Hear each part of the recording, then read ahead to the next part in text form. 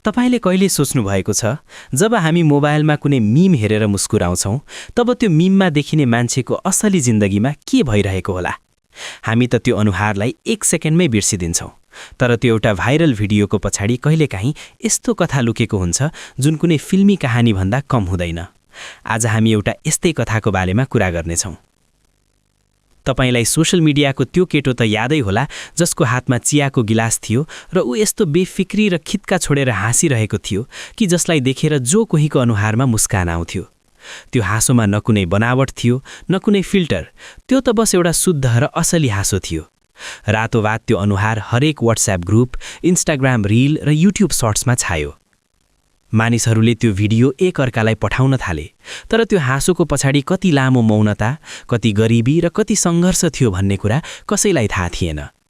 आज हामी कुरा गर्दैछौँ तेलङ्गानाका अरुण कुमारको, जसलाई आज सारा संसारले भाइरल लाफिङ बोयको नामले चिन्छ।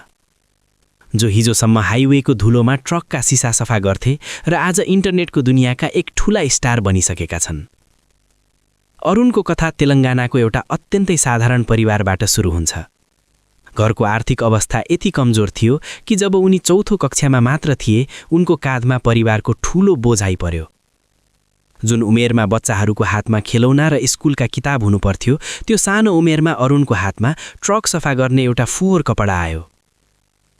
उनी एक खलासी बने, जसलाई लोरी क्लिनर पनि भनिन्छ। हाइवेको त्यो चर्को घाम, ट्रकको शोर र पेट्रोल डिजेलको गन्धबीच उनको जिन्दगी हराउँदै गइरहेको थियो। उनलाई आफैलाई थाहा थिएन कि उनको गन्तव्य कहाँ छ। तर हाम्रो संसारमा चमत्कार हुन्छन् र ती चमत्कारहरू आकाशबाट खस्दैनन्, बरु हाम्रै वरपर रहेका मानिसहरूको रूपमा आउँछन्। अरुणको यो थकाइ लाग्दो जिन्दगीमा परिवर्तन ल्याउने एक व्यक्ति थिए, त्यही ट्रकका ड्राइभर नेहरू। नेहरू अरुणका लागि दाइ र अभिभावक मात्र होइनन्, पछि गएर एउटा मसीहा नै साबित भए। एक दिन यात्राको क्रममा उनीहरू एउटा चिया पसलमा रोकिएका थिए। अरुणको हातमा चियाको गिलास थियो र कुराकानीको क्रममा उनलाई अचानक हाँसो उठ्यो। त्यो एउटा यस्तो हाँसो थियो जसमा जिन्दगीका सारा चिन्ता र थकाइ एकैछिनका लागि हराएका थिए। नेहरूले त्यही बेला आफ्नो मोबाइल निकालेर त्यो हाँसोलाई क्यामेरामा कैद गरे र सोशल मिडियामा अपलोड गरिदिए। त्यसपछि जे भयो त्यो इन्टरनेटको दुनियाँको एउटा यस्तो आँधी थियो जसलाई कसैले रोक्न सकेनन्। अक्सर सोशल मिडियामा मानिसहरू रातोरात भाइरल हुन्छन्, केही समय चर्चा पाउँछन् र फेरि हराउँछन्। तर अरुणको हकमा भने ड्राइभर नेहरूले यस्तो हुन दिएनन्। नेहरूले अरुणलाई सम्झाए कि यो चर्चा सधैँ रहँदैन, त्यसैले जिन्दगीमा केही असल कुरा हासिल गर्नु छ भने पढाइलाई अगाडि बढाउनुपर्छ। नेहरूले अरुणलाई फेरि स्कुलमा भर्ना गरिदिए।